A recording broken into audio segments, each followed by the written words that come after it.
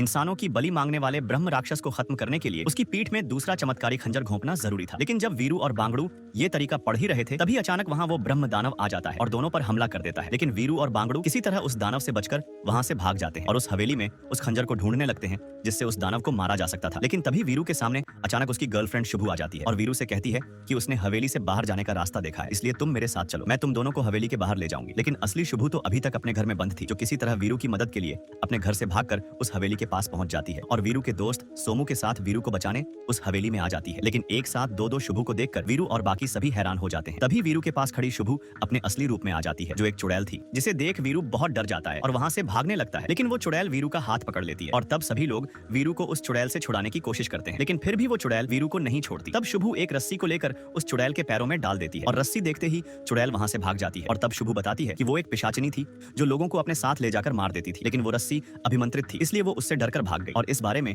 शुभू को उसके पिताजी की पुरानी किताबें पढ़ते वक्त पता चला था। उसके बाद शुभू बताती है कि वो दूसरा चमत्कारी खंजर उसी जगह छिपा है जहाँ किसी दिन उस दानव और राजा के बीच युद्ध हुआ था। और वीरू को उस सैनिक के कंकाल के पास से मिले हुए नक्शे की मदद से वो लोग उस जगह पहुंच जाते हैं जहाँ वो चमत्कारी खंजर था और सब उस खंजर को ढूंढने लगते हैं और बहुत कोशिशों के बाद वो खंजर भी मिल जाता है। लेकिन तभी सभी में बहस हो जाती है कि दानव की पीठ पर ये खंजर कौन घोंपेगा, क्योंकि सभी लोग उस दानव के पास जाने से डर रहे थे। लेकिन तभी वहाँ वो दानव आ जाता है जिसे देखकर डर के मारे सभी छुपने लगते हैं। लेकिन दानव बांगड़ू को खत्म करने के लिए उसकी ओर आगे बढ़ता है, पर तभी वीरू पीछे से उस दानव को एक भाला घोंप देता है। लेकिन दानव पर उसका कोई असर नहीं होता, उल्टा वो गुस्से में आग बबूला होकर उन लोगों पर हमला करने लगता है, जिससे बचकर भागने के चक्कर में शुभू का पैर एक लोहे की जाल में फंस जाता है, जिससे शुभू के पैरों की पायल आवाज करने लगती है और पायल की आवाज सुनकर उस दानव का गुस्सा शांत होने लगता है। ये देखकर वीरू को मौका मिल जाता है और वो दानव की पीठ में दूसरा चमत्कारी खंजर घोंपने के लिए आगे बढ़ता है। पर वीरू खंजर घोंपने की बजाय उल्टा उस दानव की पीठ पर लगा पहला वाला खंजर भी निकाल देता है, जिससे दानव और क्रोध में आ जाता है और दोबारा हमला करता है। लेकिन तभी वीरू उसकी जेब से एक पुरानी पायल निकालकर दानव को दिखाता है,